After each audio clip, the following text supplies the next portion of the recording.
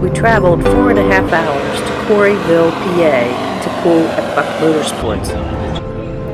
The next day, we went to Gettysburg, Pennsylvania.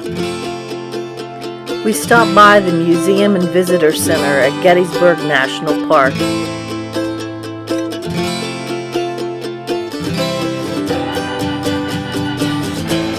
We walked through the store, lots of items and lots of souvenirs.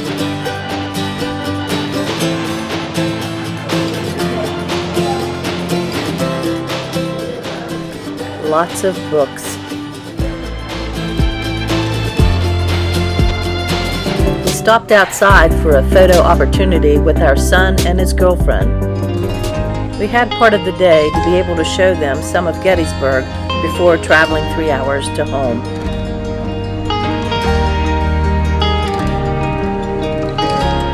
The self-guiding tour information says allow a minimum of 3 hours to complete the 24-mile tour by vehicle.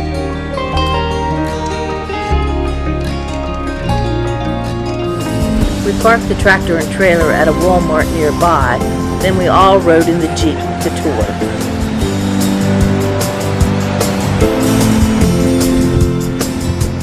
We traveled through historic downtown Gettysburg to go to the Soldiers' National Cemetery.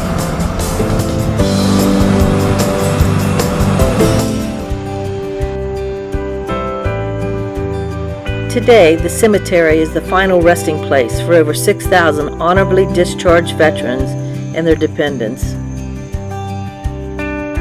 The Soldiers' National Cemetery was designed by Washington, D.C. architect William Saunders to reflect an appearance of what he called simple grandeur.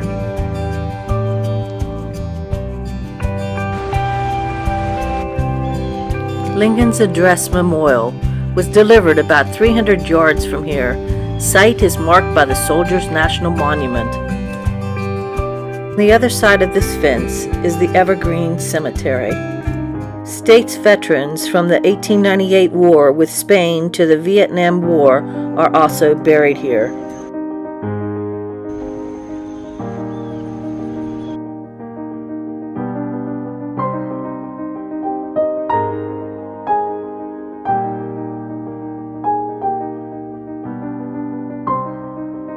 This is the New York Monument.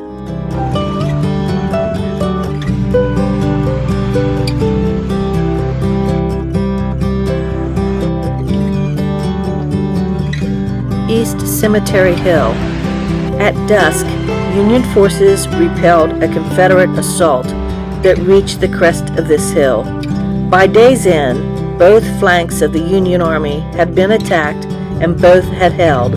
Despite losing ground in a council of war, Meade, anticipating an assault on the center of his line, determined that his army would stay and fight.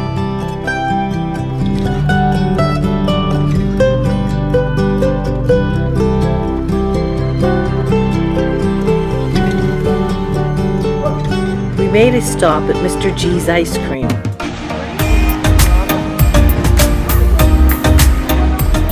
Paul and I stayed at Gettysburg a couple years ago. My sister Marlene said it was a must-stop place. So we stopped again. Really glad we did. We also found this old well there and its history.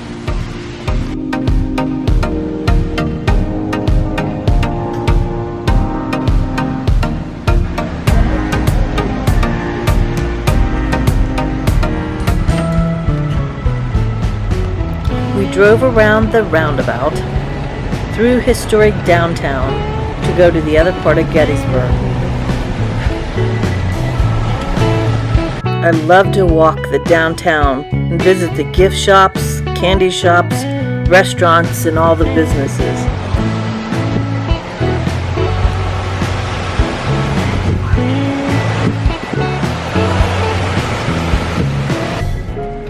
Eternal Light Peace Memorial. 75 years later, over 1,800 Civil War veterans helped dedicate this memorial to peace eternal in nation united.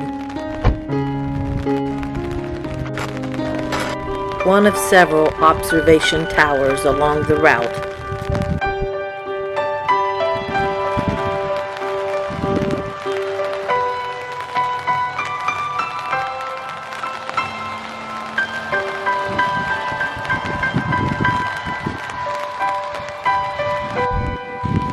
Doubleday Inn B&B, built in 1863 on the site of the Gettysburg battlefield, and shares the original rock boundary wall with Gettysburg National Military Park.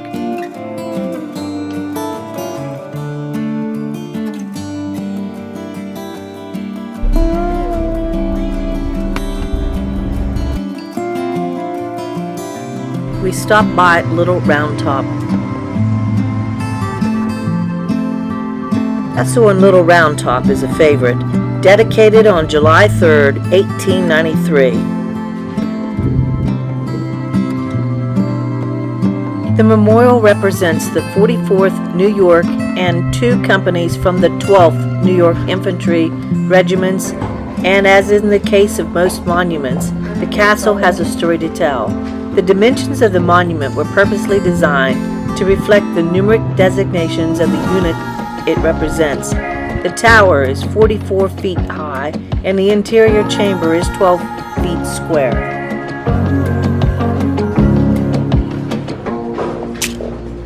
Colonel O'Rourke Monument features his likeness in bronze with the nose rubbed bright by those wishing to draw his courage.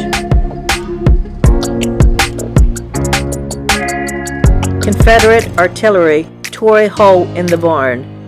80 of the battery's 88 horses were killed in the intense fight.